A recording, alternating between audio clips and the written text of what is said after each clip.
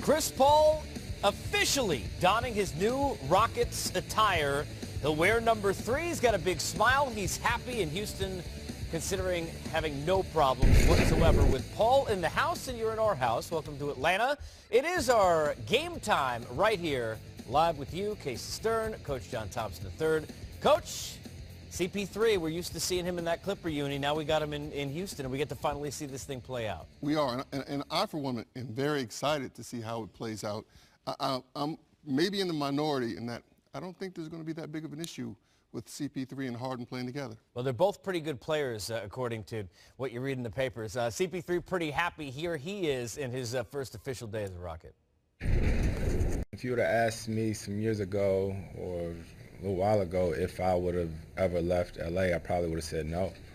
You know, and the timing, change is inevitable. I'm glad this decision was made, like with my family and everybody, and we talked about it.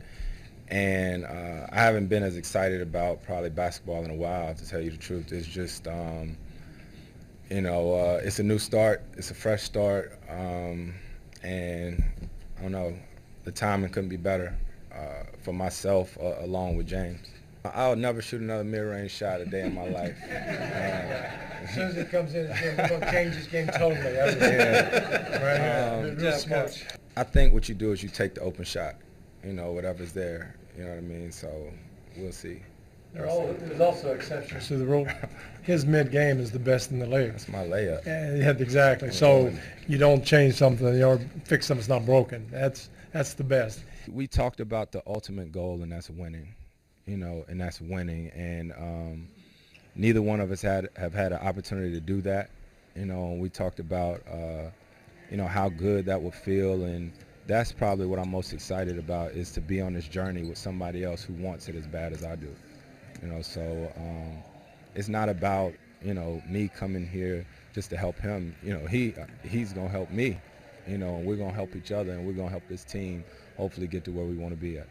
Some people are built different, and kudos to them who are like that, but I'm built different. Like I always say, I'm the most competitive person I know, and looking at my wife, she rolling her eyes probably because some people may say that's a good thing, some people may say it's a bad thing, but I'm ultra competitive, so there's no reason in playing unless you're playing to win. I think Ricky Bobby said it best: if you're not first, you last, right? Right? Straight up. So like we have one goal here, and that's to win. Do you plan on getting a grill made? A grill? A grill. You're in H-Town. My wife just raised her hand. Absolutely. No, not a smoker, Coach.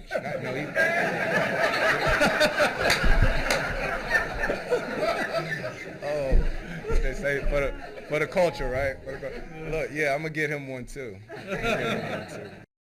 There may be a cooking discussion to be had. We get cooking with our own Hall of Famer, David Aldridge, kind of to spend a few with us. D.A., Chris Paul, James Harden, conversations between them had to be a big part of leading us here. So how about the adjustments each have to make for this to work? Well, look, Casey, I think there certainly will be adjustments.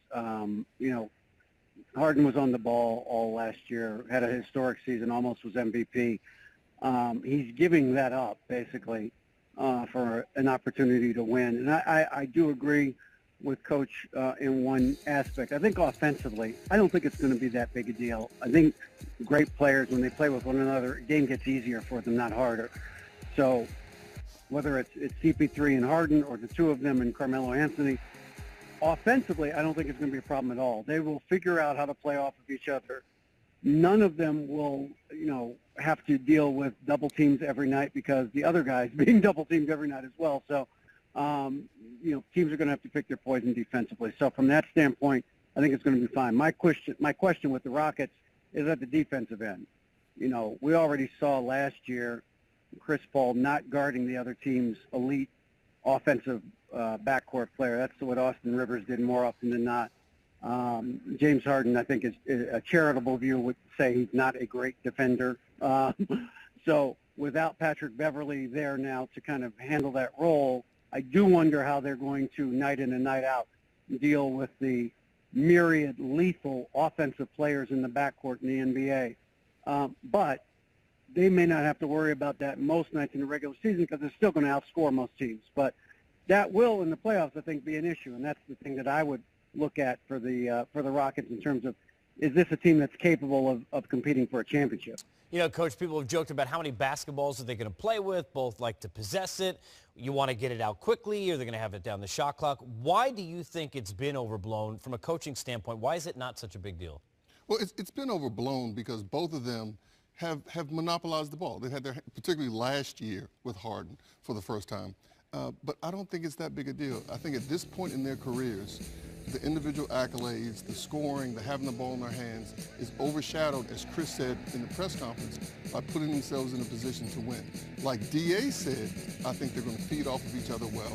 I think they're going to put so much pressure on the defense that, you know, they'll figure out how to guard come playoff time, D.A.'s concerns. But I think for the most part, they're going to put so much, both of them can come off screens, both of them can make shots. Both of them can be facilitators, and both of them are scorers. So I think they complement each other. And with Coach Mike D'Antoni, you know, if anyone can figure out how to make it work, even if you add Melo to the mix, he's the one to do it. You know, D.A., we talk a lot about Melo and how the fit is. It seemed like the reports were that things had maybe stalled or at least paused when Scott Perry got into place. How long of a settling in process before he now takes over the reins and tries to push forward this Melo deal to Houston?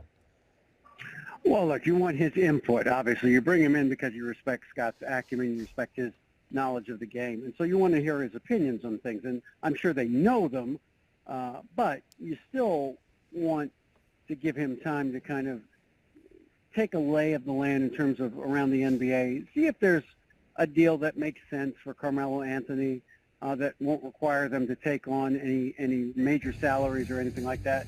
So I don't think it's a matter. I don't think it's like weeks. I think it's a matter of days. I think he'll figure it out. He was in Sacramento, as a GM there, so he knows what people are willing to give up for other players, and I don't think that's a problem. But he needs a day or two just to get his feet wet, just to find a place to live, all those sorts of things. I mean, that does take some time. So, but I suspect that early next week they will once again be engaged in trying to figure out the best way to get Melo down to Houston.